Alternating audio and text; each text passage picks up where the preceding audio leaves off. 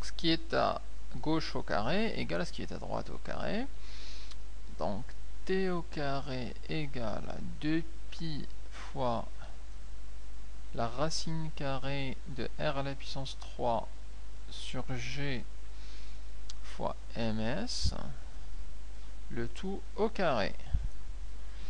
Donc ça nous donne du t au carré égale, on développe le carré sur les deux termes, donc on sait que a fois b à la puissance n, c'est égal à a à la puissance n fois b à la puissance n.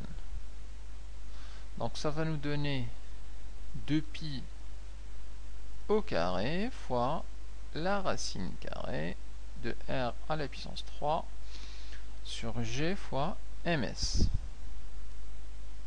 qui est aussi au carré. Et on a le carré avec la racine carrée qui vont simplifier. Et on se retrouve avec 2pi au carré, ça fait 4pi au carré. La racine a simplifié avec le carré.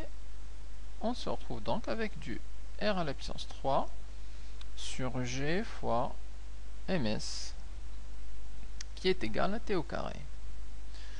Et à partir de là, on peut passer le r au cube à gauche et avoir l'expression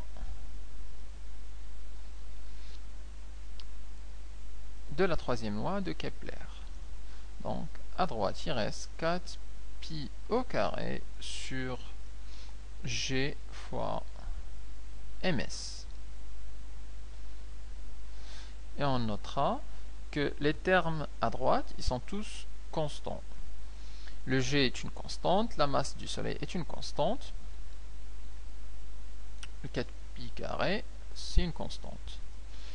Et donc c'est la troisième loi